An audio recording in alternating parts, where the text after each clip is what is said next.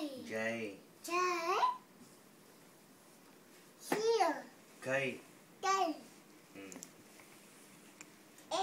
Đúng rồi. M.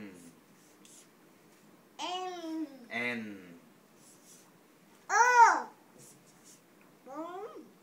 P. Ừ. Q ấy.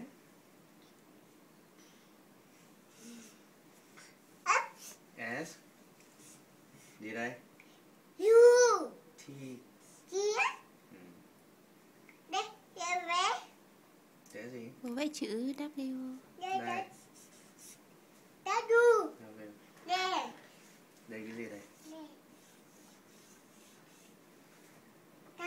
U. Đây chữ này gì đây? V. Ừ, chữ gì đây nhá? X. Ừ, chữ gì đây này? Z. Gì? Gì? Ừ. Số mấy đây? Mấy đấy? Một. One đấy?